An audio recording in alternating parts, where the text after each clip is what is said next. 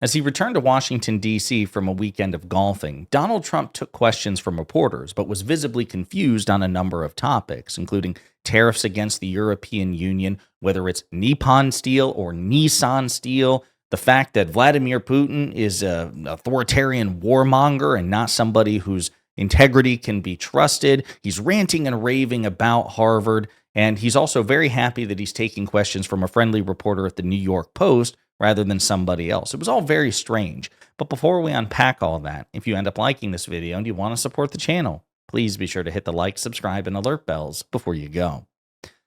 All right, friends, I don't know if Donald Trump has just changed his mind or if he's confused, but he was asked about his recent threats of tariffs against the European Union. Here was his answer. You spoke to European Commission President von der Leyen. Did you discuss the 50% tariffs, and did you agree to remove? She just called me, as you know, and she asked for an extension on the June 1st date. And she said she wants to get down to serious negotiation because I told you specifically, but I told anybody that would listen, they have to do that. And we had a very nice call, and I agreed to move it. I believe June 9th would be, July 9th would be the date. That was the date she requested. Could we move it from June 1st to July 9th? And I agreed to do that. And that she said we will rapidly get together and see if we can work something out.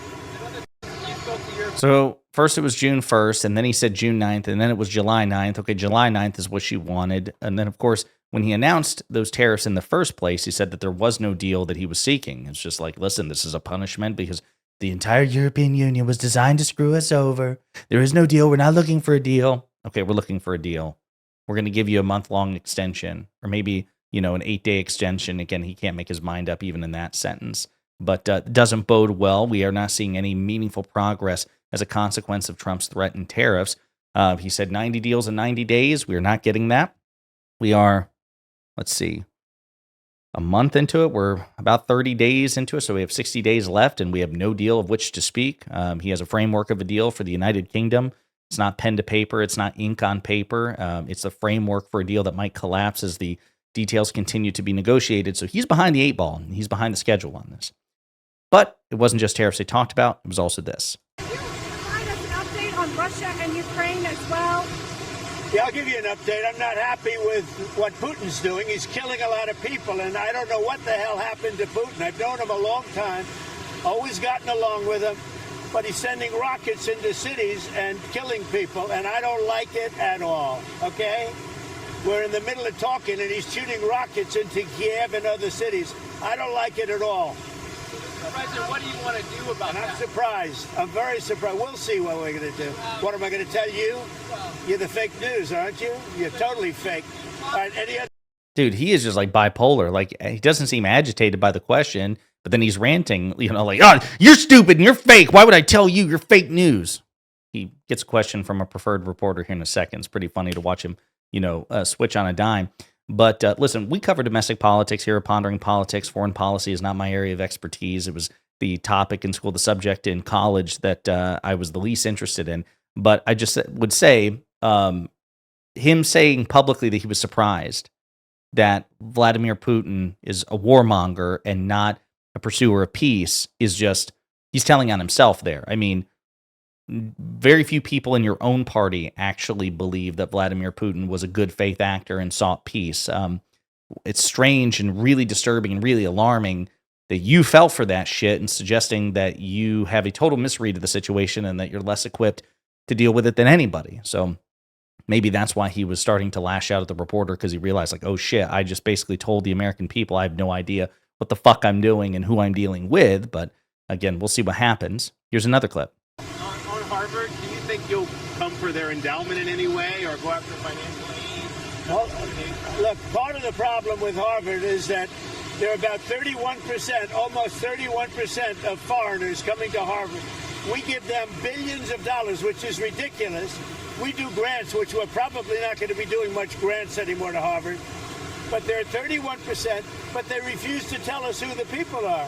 We want to know who the people. Now, a lot of the foreign students we wouldn't have a problem with. I'm not going to have a problem with foreign students, but it shouldn't be 31%. It's too much, because we have Americans that want to go there and to other places, and they can't go there because you have 31% foreign. Now, No foreign government contributes money to Harvard. We do. So why are they doing so many? Number one. Number two, we want a list of those foreign students, and we'll find out whether or not they're okay. Many will be okay, I assume. And I assume with Harvard, many will be bad. And then the other thing is they're very anti-Semitic. Everybody knows they're anti-Semitic, and that's got to stop immediately. I'll remind you that Donald Trump had dinner with Kanye West and Nick Fuentes, two of the most high-profile anti-Semites in America. The Republican Party and certainly elected Republican lawmakers have absolutely no ground to stand on, no credibility on the topic of anti-Semitism because they embrace anti-Semitism when it's politically convenient.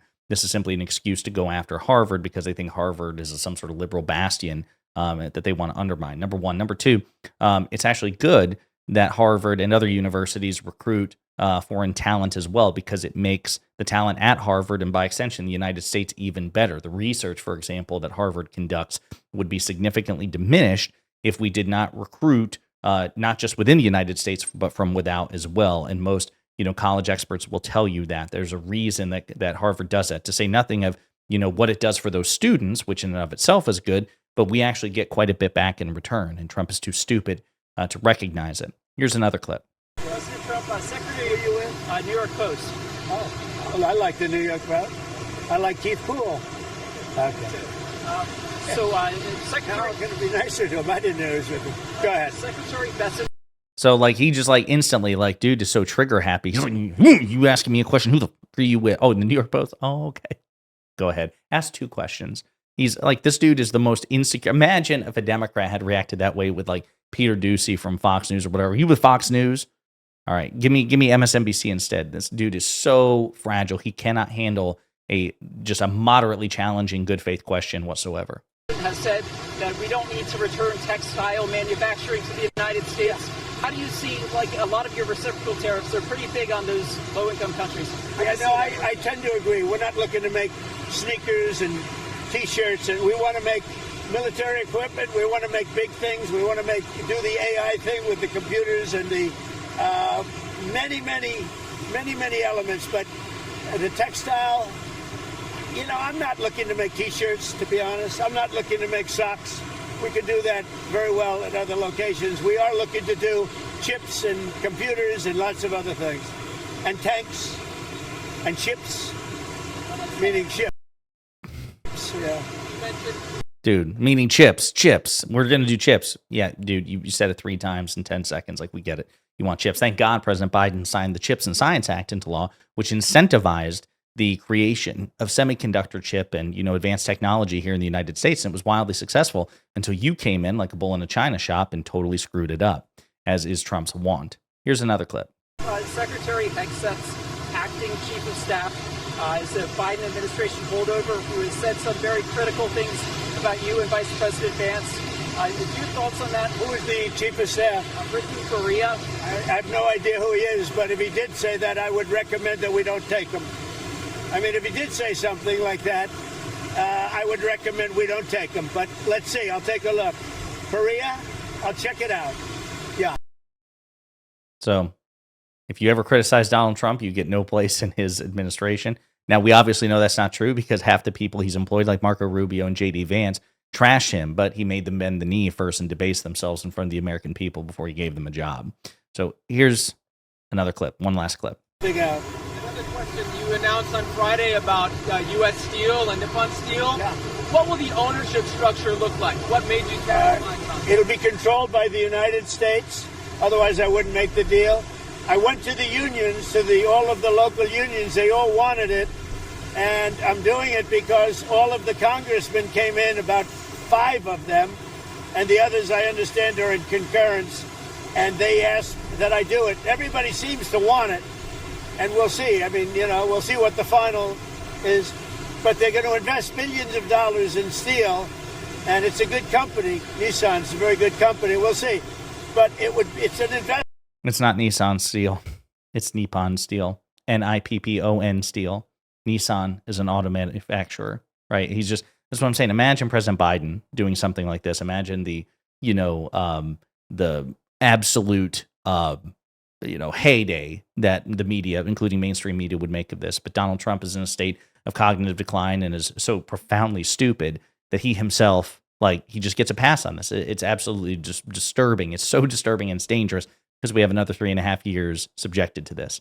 There you have it. Donald Trump once again making an ass out of himself in front of reporters, giving incoherent answers to questions, lashing out at reporters on the possibility that they may belong to a publication or work for a publication that he does not like. And yeah, just terrible answers all the way around, and revealing again to the world that I can't believe Vladimir Putin's not a guy to be trusted. Like, who knew? Everybody knew, man. Everybody. In the meantime, let me know what you think in the comments.